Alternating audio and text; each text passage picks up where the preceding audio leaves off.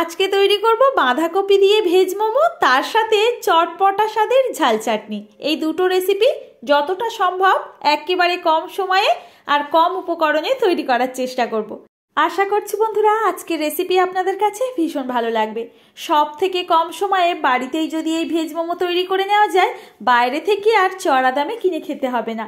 তার সাথে থাকছে এইরকম একটা মোমোর চাটনি, যেটা শুধুমাত্র টমেটো শুকনো লঙ্কা দিয়ে স্পেশালভাবে বানিয়ে নিতে পারবেন। চলুন তাহলে দেখে নেওয়া যাক আজকের স্পেশাল রেসিপি ভেজ মোমো। প্রথমেই আমি মোমোর জন্য পুর রেডি করে নেব। একটা বড় সাইজের বাঁধাকপি একেবারে ছোট করে চপিং করে নিয়েছি। এখানে অবশ্যই করে একটা গ্রেটার দিয়ে গ্রেট করেও নিতে পারেন, যত সম্ভব ছোট করে কেটে নেবেন। এবার দুটো বড় সাইজের গাজর আমি গ্রেটার দিয়ে গ্রেট করে নিয়েছি। হাফ চামচ মতো লবণ দিয়ে দিলাম। এই দুটো সবজির থেকে যে জলটা আছে আমাদের বের করে নিতে হবে মোমোর পুরের জন্য। এখানে কিন্তু আমি কোনো রকম কড়াইয়ের মধ্যে দিয়ে এই পুরটাকে নাড়াচাড়া করে নেব না। এইভাবে তৈরি করলেই খুব সহজে খুব কম টাইমের মধ্যেই আমাদের মোমোর স্টাফিং রেডি হয়ে যাবে। এবার এটাকে খুব ভালো করে মিশিয়ে নিলাম। 10 মিনিটের জন্য আমি ঢাকা বন্ধ করে রেখে দিচ্ছি। এই সময় বলে রাখি, আপনারা বাঁধাকপির পরিবর্তে কোয়াশ ব্যবহার করতে পারবেন, আর গাজরটা অবশ্যই দেওয়ার চেষ্টা করবেন, এতে খুব ভালো স্বাদ হয়। এখন তৈরি করে নেব মোমোর জন্য ময়দার ডো। এখানে আমার পরিমাণে 2 বাটি ময়দা নিয়েছি, আপনারা পরিমাণটা বাড়িয়ে কমিয়ে নিতে পারেন। এবার স্বাদ মতো লবণ দিয়ে এই দুটো উপকরণ খুব ভালো করে মিশিয়ে নিতে হবে। এখন অল্প অল্প করে জল দিয়ে একটা সফট ডো তৈরি করে নেব। মোমোর জন্য ডোটা আমার মেখে নেওয়া হয়ে গেছে। এখন এর গায়ে একটুখানি সাদা তেল লাগিয়ে আমরা ঢেকে রাখবো। আর মোমোর জন্য কিন্তু এই ডোটার গায়ে একটুখানি তেল মাখিয়ে রাখবেন, তাহলে কিন্তু দেখবেন কোনোভাবে ময়দার ডোটা ড্রাই হয়ে যাবে না, আর বেলার সময় কোনো রকম ময়দা বা তেলও লাগবে না। এটাকে আমি ঢেকে রেস্টে সাইডে রেখে দিচ্ছি 10 মিনিটের জন্য। এই সময় মোমোর যে পুরটা মশলা মাখিয়ে নেব। আগের থেকে যে লবণ মাখিয়ে রেখেছিলাম বাঁধাকপি আর গাজরের মধ্যে, দেখুন জল ছাড়তে শুরু করেছে। এটার মধ্যে যতটা জল আছে একেবারেই কিন্তু চেপে আমাদের ফেলে দিতে হবে, মানে একেবারেই যেন বাঁধাকপি আর গাজরটা ড্রাই হয়ে যায়, তাহলে মোমো বানাতে কোনো রকম অসুবিধা হবে না। তো দেখুন একেবারেই ঝরঝরে করে আমি এটাকে চেপে ফেলে দিচ্ছি। আপনারা যদি চান কোনো একটা কাপড়ের মধ্যে দিয়ে সমস্তটা চেপে ফেলে দিতে পারেন একবারে। আমি এখানে হাত দিয়ে সম্ভব, তাই হাত দিয়ে করে নিচ্ছি। এখন এই বাঁধাকপি আর গাজরের মধ্যে প্রথমে মশলা হিসাবে যাবে গোলমরিচ গুঁড়ো 1 চামচ মতো, সাথে একটা বড় সাইজের একেবারে ছোট করে কেটে নেওয়া পেঁয়াজ কুচি, সাথে দিয়ে দেব পেঁয়াজ পাতা কুচি। এখানে হাতের কাছে যদি পেঁয়াজ পাতা না পান ধনেপাতা অ্যাড করতে পারবেন। 1 চামচ তেল খুব ভালো করে গরম করে এর মধ্যে দেব, সাথে সয়া সসটা অবশ্যই অ্যাড করবেন। এবার সমস্ত উপকরণগুলো খুব ভালো করে এই সবজির মধ্যে মিশিয়ে নিতে হবে। শীতের স্পেশাল মোমো হিসাবে আপনারা এই বাঁধাকপির মোমো একবার হলেও সহজ পদ্ধতিতে ট্রাই করে দেখতে পারেন। খেতে তো ভীষণ ভালো হয়।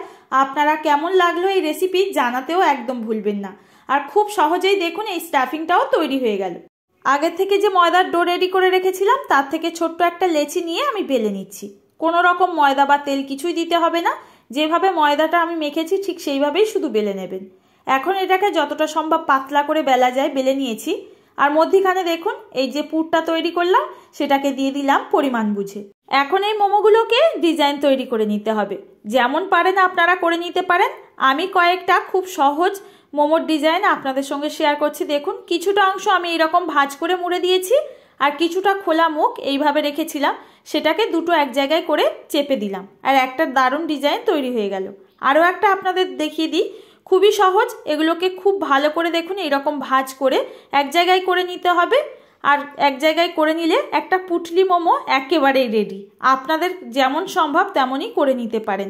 আমি যে কয়েকটা পারি খুব সহজেই দেখিয়ে দিচ্ছি। এটা বলে বোঝানোর কিছু নেই, একবার দেখলে যে কেউ বানাতে পারবে। বন্ধুরা আজকে তো মনে করাতেই ভুলে গেছি, রেসিপি যদি আপনাদের কাছে ভালো লেগে থাকে অবশ্যই একটা লাইক করবেন, কমেন্ট করতে একদম ভুলবেন না। নতুন কেউ এসে থাকলে আজ প্রথমবার আমার চ্যানেলটি সাবস্ক্রাইব করে নেওয়ার জন্য অনুরোধ রইল। পাশে থাকা নোটিফিকেশন বেলটা অল অপশনে ক্লিক করবেন, সবার আগে এইরকম সহজ রেসিপির নোটিফিকেশন আপনার কাছে পৌঁছে যাবে। আর এই রেসিপি আজ প্রথমবার কেউ ফেসবুক পেজ থেকে দেখে থাকলে বন্ধুরা ফলো করতে একদম ভুলবেন না। এখানে আমার বেশ কয়েকটা ডিজাইনের মোমো শেপ দেওয়া হয়ে গেছে। আর দেখুন একটা লাস্ট ডিজাইন আপনাদের একটু ভালো করে দেখিয়ে দিচ্ছি। একটা সাইড এইরকম মুড়ে দিয়েছি আর একটা সাইড খোলা অবস্থায় রেখেছিলাম, সেটাকে দুটো মুখ এক জায়গায় করে দিলে বেশ কয়েকটা ডিজাইনের মোমো আমার তৈরি হয়ে গেল। আপনারা আপনাদের পছন্দসই যে কোনো ডিজাইন বানিয়ে নিতে পারেন, এর স্বাদের কোনো পরিবর্তন হবে না।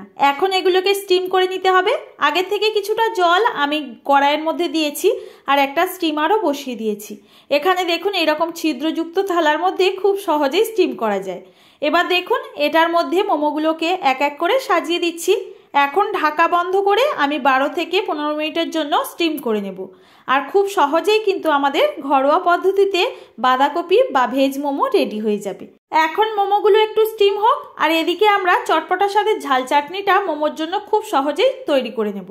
এখানে কিছুটা পরিমাণ জলের মধ্যে কয়েকটা শুকনো লঙ্কা আর দুটো টমেটো আমি একটু বয়েল করে নিচ্ছি। টমেটো আর শুকনো লঙ্কা সেদ্ধ হয়ে গেলে নামানোর আগে এর সঙ্গে কিছুটা ক্যাপসিকাম আর বাঁধাকপির মোটা পাতা কেটে দিয়ে দিলাম।